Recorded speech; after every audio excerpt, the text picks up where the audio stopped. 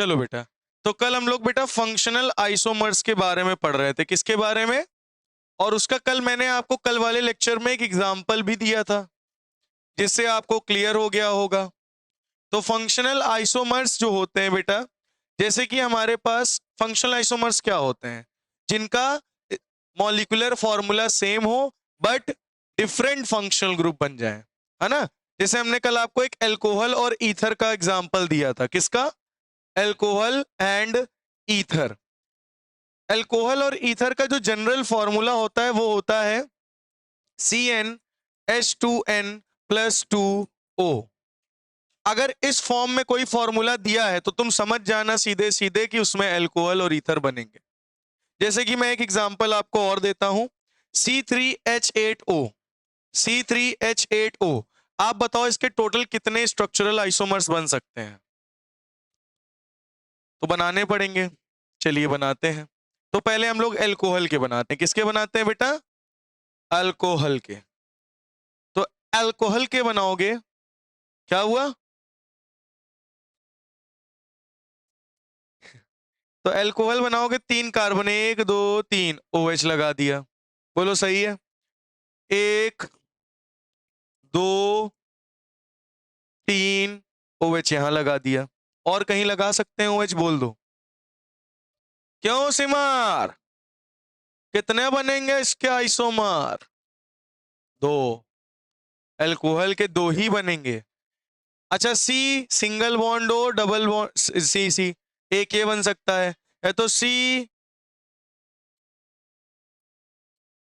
और कुछ नहीं बन सकता। बात समझ में आई है नहीं? तो इसको नाम दे देते हैं ए, इसको नाम देते हैं बी, इसको नाम दे देते हैं सी। अब सभी बच्चे जरा हमें ये बताइए कि ए और बी कौन सा आइसोमर है? ए और बी कौन सा आइसोमर है? 3 चेन 3 चेन, ये है पोजीशन आइसोमर। पूछो क्यों? क्योंकि यहां OH अलग, यहां OH अलग। चलो बताओ, ए एंड सी कौन है? ए और सी कौन से आइसोमर है? फंक्शनल आइसोमर है। देख सकते हो, इसका फंक्शनल ग्रुप अलग, इसका फंक्शनल ग्रुप अलग। अच्छा, बी एंड सी ये कौन सा आइसोमर है? Functional isomer. ये भी फंक्शनल आइसोमर है। बोलो, समझ में आ गई बात? क्लियर हो गया? क्या आपको इतनी बात समझ में आ गई? नहीं बेटा, इसमें डबल बॉन्ड आएगा ही नहीं। जोड़ के देख लो, डीबी निकालो। निकालो निकालो, DBE निकालते हैं। 3 कार्बन -8/2 +1, यानी 4 - 4 = 0। DBE 0 है तो डबल बॉन्ड कहां लगेगा? समझ में आ गई बात? नेक्स्ट हम आपको एग्जांपल देने जा रहे हैं C4H10O। देखते हैं कितने बच्चे इसके आइसोमर्स ड्रॉ कर लेते हैं। रोक दो ना जरा। C4H10O, इसके टोटल कितने आइसोमर्स आप ड्रॉ कर सकते हो? बेटा, थर्मोडायनेमिक्स के पूरा चैप्टर कंप्लीट हो चुका है, लेक्चर्स पूरे कंप्लीट हो चुके हैं, तो उसको देख लेना। तो C4H10O के सबसे पहले हम एल्कोहल्स बनाते हैं। क्या बनाते हैं? एल्कोहल्स। अच्छा, क्या मैं इसको ये लिख सकता हूं, C4H9OH? तो ये क्या एल्काइल नहीं बन गया? अब डायरेक्टली एल्कोहल बना सकते हो, 4, है ना। देखो एल्कोहल कितने बनेंगे, चलो देखो, याद करो, एल्काइल में 4 इसके बने थे। एल्कोहल कितने बनेंगे? 1 2 3 4। एक बार या तो OH यहां लगा दो, 1 2 3 4, एक बार OH यहां लगा दो। फिर 3 कार्बन ले लो, 1 2 3, एक कार्बन यहां, एक OH यहां लगा दो। फिर 1 2 3, एक OH यहां लगा दो, यहां कार्बन लगा दो, कोई दिक्कत नहीं है। तो इसके टोटल कितने बन सकते हैं? 4। कितने बन सकते हैं बेटा? 4 एल्कोहल्स बन सकते हैं। अब अगर मैं आपसे पूछूं कितने ईथर बन सकते हैं C4H10O में, बताओ बेटा, how many ethers are formed? सिमर बताओ कितने ईथर बनेंगे? पहला तो बन सकता है C C OCC क्या कहते हो? CCOCC। एक बन सकता है COCCC, 3 इधर ले आए। और कोई बन सकता है? देख लो, 3 कार्बन, देख लो भैया। और कुछ बन सकता है? हाँ, COCC, एक सी यहां लगा दो, कोई दिक्कत नहीं। ये भी क्या है, बस इससे आगे नहीं बनेगा। तो इसमें टोटल एल्कोहल कितने बनेंगे? 4। ईथर कितने बनेंगे? 3। चलो सबका नाम दे देते हैं, ABCDEFG। चलिए, मैं आपसे अब यहां कुछ प्रश्न पूछने जा रहा हूं, सभी बच्चे बताएंगे। A एंड B क्या दिख रहे हैं? A और B, इसमें भी OH, यहां भी OH, पोजीशन आइसोमर। गधा हो क्या? ठीक है, अब मैं कहूं A एंड C क्या दिख रहे हैं? A में 4 कार्बन, C में 3 कार्बन। B में 4 कार्बन, एक मिनट, A और C ना, A में 4 कार्बन, C में 3 कार्बन, चेन आइसोमर। कौन से आइसोमर है? याद आया ना, नंबर ऑफ कार्बन चेन है। अगर मेन कार्बन में चेन की संख्या अलग अलग होगी तो चेन आइसोमर्स। बहुत बढ़िया। अच्छा बताओ, B एंड C क्या क्या होगा? B 4 carbon, C 3 carbon, chain isomer. C and D क्या है बताओ? C and D 3 carbon 3 carbon, main chain, position isomer. सही है ना? अच्छा मैं बोलूं C और A क्या है? D और A चेन आइसोमर। समझ गए ना? चलो अच्छा, अब मैं बोलता हूं A और C क्या है? A और E क्या है? A और E क्या है? फंक्शनल आइसोमर है। A और E क्या है? Functional isomer. A और F क्या है? फंक्शनल आइसोमर है ना? B और G क्या है? फंक्शनल आइसोमर है। बहुत बढ़िया। अब हमें जरा बताओ E एंड F क्या है और E एंड G क्या है और E और F, E और G और F एंड G क्या है? ये कौन से आइसोमर्स है? तो बेटा ये आपको देख के लग रहा होगा कि O यहां लगा है, एक O यहां लगा है, यहां पे O तीसरे पॉइंट पे, तीसरे नंबर पे लगा है, यहां पे कार्बन दूसरे नंबर पे O लगा है। तो आपको लग रहा होगा ये पोजीशन आइसोमर है, लेकिन ये मेटामर है। इसको पोजीशन आइसोमर नहीं बोलेंगे, क्या बोलेंगे इसको? मेटामर्स। यही तो मुझे बताना है। बताया था फंक्शनल मेटामर, ये सब पढ़ेंगे आज, मतलब कल बताया था। तो ये मेटामर्स है, ठीक है। अब मेटामर्स होते क्या हैं? सबसे पहले डेफिनेशन लिख लीजिए सभी बच्चे। मेटामर्स क्या होते हैं? नहीं मैं बताऊंगा, लेकिन पहले लिखो। हाँ तो वही तो बताने तो दो पहले। मेटामर्स होते क्या है पहले ये तो समझो। मेटामर्स क्या है? होंगे कुछ क्या है? मेटार्स हो गया। मेटामर्स, मेटामर्स क्या होता है लिखिए, सेम फंक्शनल ग्रुप, जिसमें सेम फंक्शनल ग्रुप हो। दूसरा, सेम मॉलिक्यूलर फॉर्मूला हो, सेम मॉलिक्यूलर फॉर्मूला हो। तीसरा point, different size of alkyl group हो, different size of alkyl, different size of alkyl group on either side, group on either side of a polyvalent atom group, polyvalent atom group।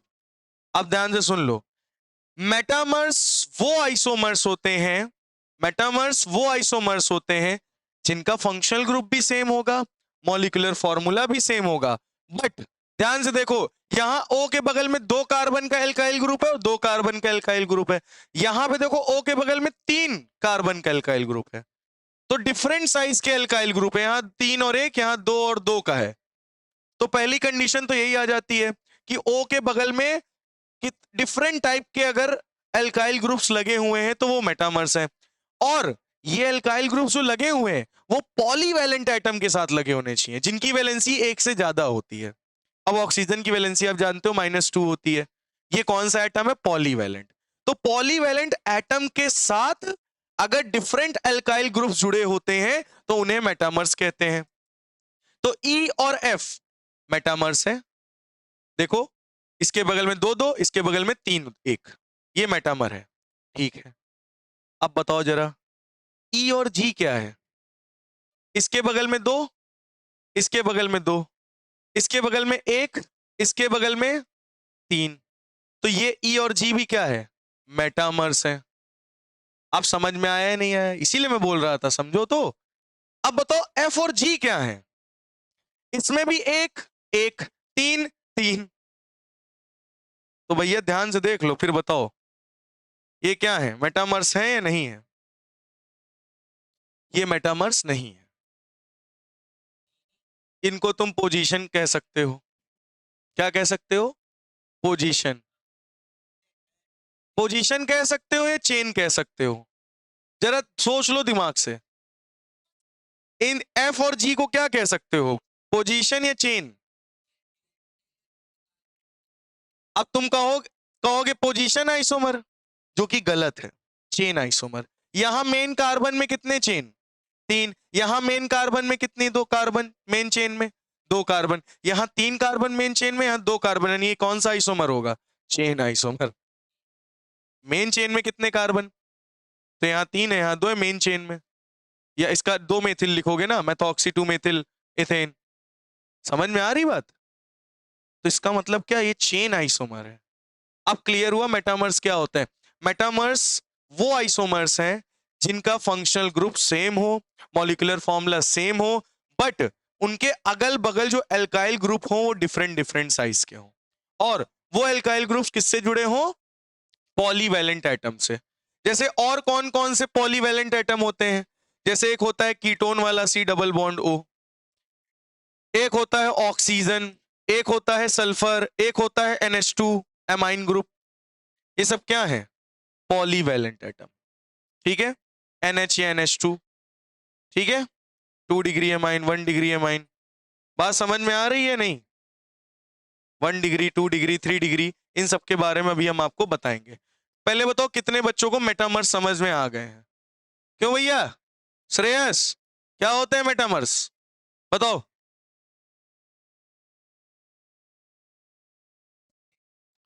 जिनमें same functional group हो, same molecular formula हो, but different alkyl group के sizes हो, और वो alkyl group किससे जुड़े हुए हो? पॉलीवैलेंट एटम से। उन्हें मेटा। अब देख लो यार, इतनी देर से ही चिल्ला रहे हैं, तुम सुन नहीं रहो। ये लिखा तो है बेटा, पॉलीवैलेंट एटम ग्रुप। ये लिखा है, ये दिख रहा है। नहीं समझ में आया क्या मेटामर?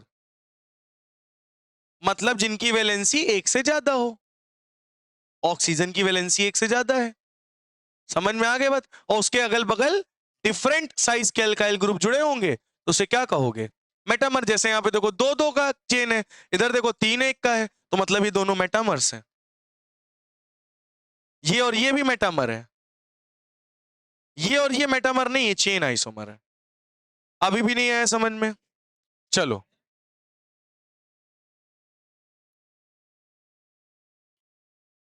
इधर और इधर वाले को कंपेयर कर रहे हैं। इसमें 2 है, इधर भी 2 है, इसमें इधर 3 है, इधर 1 है, दोनों मेटामर होंगे। समझ में आ गई बात? नेक्स्ट नेक्स्ट बेटा, चलिए हम लोग एक बार एमाइन का देख लेते हैं। अभी अभी हम लोगों ने लिखा था एमाइंस। एमाइंस के कितने फंक्शनल आइसोमर्स बनते हैं? कितने आइसोमर्स बनते कितने आइसोमर बनते हैं? कितने बनते हैं? 1 डिग्री, 2 डिग्री, 3 डिग्री। पढ़ा है नहीं पढ़ा? एमाइन के कितने आइसोमर्स बनते हैं? 1 डिग्री, 2 डिग्री, 3 डिग्री। इन सभी को कहते हैं फंक्शनल आइसोमर्स। चलो बताता हूं। 1 डिग्री का मतलब क्या है? नाइट्रोजन, नाइट्रोजन के साथ एक कार्बन जुड़ जाए और 2 हाइड्रोजन जुड़े रहें, इसे 1 डिग्री कहेंगे।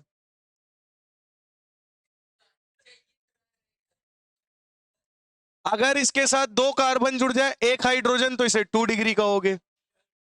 अगर इसी नाइट्रोजन के साथ एक कार्बन 2 कार्बन 3 कार्बन, इसे 3 डिग्री कहोगे। नहीं, तो ये क्या हो गया बेटा, 1 degree amine, 2 degree amine, 3 degree amine. तो देख सकते हो ये क्या है, ये है फंक्शनल आइसोमर्स।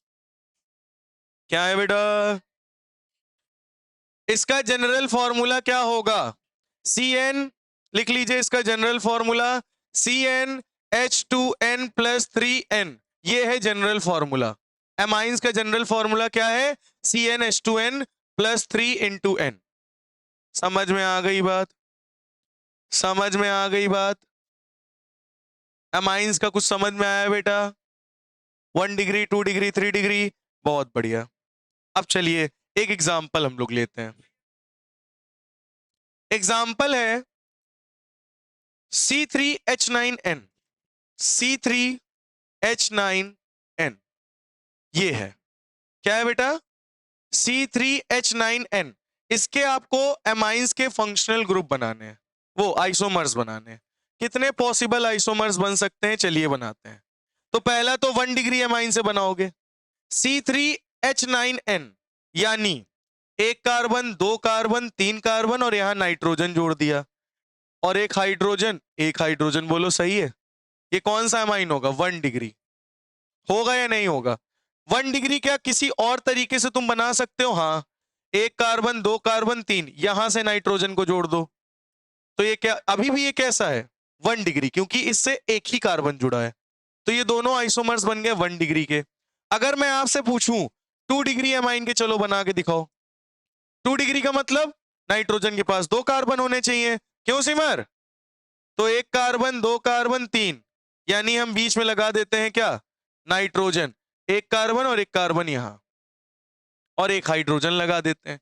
बोलो बात सही है नहीं, क्या ये बन सकता है, नहीं बन सकता।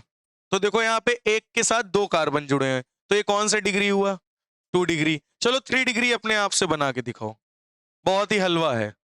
3 डिग्री इधर बना लेते हैं, तो n के साथ एक कार्बन इधर, एक कार्बन इधर, एक कार्बन इधर, ये बन गया n के साथ 3 डिग्री। तो टोटल कितने आइसोमर्स बने, 2 और 2 4। इस कंपाउंड के टोटल 4 आइसोमर्स बनेंगे। अब मैं आपसे फिर पूछता हूं, इसका नाम बोल देता हूं A, B, C और D। चलो बताओ कौन कौन सा आइसोमर है, बोलो बेटा, बोलो, इसमें कौन क्या आइसोमर है, चेन है, पोजीशन है, फंक्शनल है, मेटामर है, बताओ। ए का, बी का बताओ, ए का सी का बताओ, ए का डी का बताओ, ए और बी का चलो बताओ। ए और बी का कौन सा आइसोमर है, पोजीशन आइसोमर। ए और सी का कौन सा है, फंक्शनल आइसोमर। ये 1 डिग्री है, 2 डिग्री, साफ साफ तो लिखा है और 2 डिग्री इसको कंपेयर करोगे भी फंक्शनल आइसोमर है, समझ गए। 2 डिग्री और 3 डिग्री भी तो फंक्शनल आइसोमर है। ये सारे फंक्शनल आइसोमर है। क्या है बेटा, ये फंक्शनल आइसोमर। नेक्स्ट क्वेश्चन दे, नोट कर लीजिए इसको जल्दी से, क्या चल रहा है भाई। चलो नेक्स्ट आपको एक एग्जांपल मैं दे रहा हूं, C4H11n। जल्दी से इसके सारे आइसोमर्स बनाइए, 1 डिग्री 2 डिग्री 3 डिग्री तीनों में। चलो देखो C4H11 के सबसे पहले हम लोग 1 डिग्री के बनाएंगे। कितने बेटा, 1 डिग्री। तो 1 डिग्री का चलिए बनाते हैं, यानी C1 2 3 4 और एक नाइट्रोजन यहां, बोलो सही है, एक कार्बन के साथ 1 2 3 4, एक नाइट्रोजन यहां, सही है। कहां पे, इधर ले जाओगे, बात तो वही है। 1 2 3, 3 कार्बन की चेन अब ले लो, एक एन यहां लगा दो 1 2 3, एक सी यहां लगाओ, एक एन यहां लगा दो, कोई दिक्कत नहीं। कितने आइसोमर्स बने 1 डिग्री के? कितने बने? 4। 4 आइसोमर्स बेटा बनेंगे 1 डिग्री के। कितने? कितने? 4। 2 डिग्री के चलो बनाते हैं। 2 डिग्री के कितने बनेंगे? सी सी सी एन सी, सही है? 2 डिग्री नहीं सही? अच्छा, या तो एक ये भी कर सकते हैं, सी सी एन सी सी। रीता बोलो सही है? या तो एक और कर सकते हैं, सी सी सी एन सी। टोटल इसके कितने आइसोमर बन सकते हैं बोलो बेटा? 3। 2 डिग्री के कितने बन रहे हैं? नहीं बने क्या? हाँ तो 3 बन गए। वेरी गुड, कोई दिक्कत नहीं, आएगा वही। ठीक है, 3 डिग्री है माइन, बताओ। सी सी सी एन सी सी सी और सी कितने हो गए? 5 हो गए ना? 4 सी। अब सही है बेटा, ये देखो 3 डिग्री। कितने डिग्री? कितने डिग्री? बोलो समझ में आ गया या नहीं आया? क्या क्लियर हो गई आपको ये बात? 3 डिग्री। अब चलो मैं पूछता हूं आपसे, A B C D E F G. बात वही रहेगी, बात वही रहेगी, बात वही रहेगी। लगा के देख लो, लगा के देख लो। इस कार्बन को तुम यहां लगाओगे, इसका नाइट्रोजन के पास और एक एक्स्ट्रा वैलेंसी है इसमें, तो वही तो लगा है। नाइट्रोजन की 3 ही होती, 3 ही लगा सकते हो, जबरदस्ती चौथा भी डाले दे रहा हूं। चलो A B C D E F G जी। अब चलो बताओ हमें, ए और बी कौन से आइसोमर्स हैं? ए और B 4 carbon 4 carbon, position isomer. A और सी कौन सा है? 3 chain 4 chain, 4 carbon 3 carbon, chain isomer. A और ये वाला कौन सा है? Chain isomer. ये और ये कौन सा है?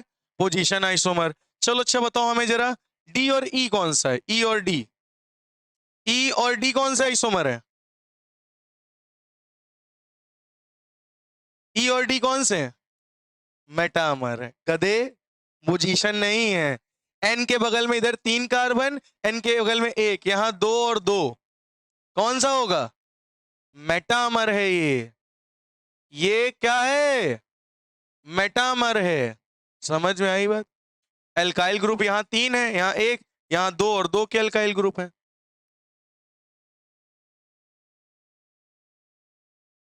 ये बात समझ में आई? अच्छा ये बताओ, डी और एफ क्या है? ई और डी, ई और डी भूल जाओ उसको भी। ई और डी क्या है पहले ये बताओ? ये दोनों क्या है? मेटामर है क्या है? यहां कितने कार्बन? 2 2, यहां कितने? 3 और 1, मेटामर है बस। डी और एफ बताओ कौन से हैं? ये भी मेटामर है, ये भी मेटामर है। अब ई और एफ कौन है?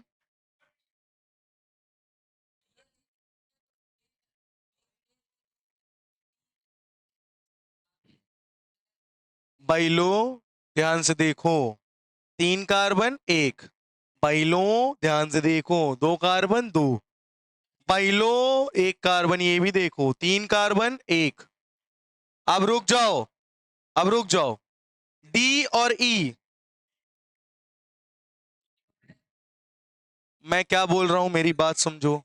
ये और ये कौन सा आइसोमर है? मेटामर है। डी और एफ कौन सा आइसोमर है? हाँ, ई और एफ कौन से हैं तो अच्छा, ई और एफ कौन से हैं? ई एंड एफ कौन से हैं? ई और एफ भी मेटामर है। ये 2 2 3 1, ठीक, ये भी क्या है, मेटामर। ठीक है, अब बताओ ये F और D क्या है? तीन तीन तीन, एक एक, तो सेम चीज है, तो ये क्या है? ये चेन आइसोमेरिज्म है। ये और ये, यहां 2 चेन आ रही, यहां 3 चेन आ रही, ये चेन आइसोमर है।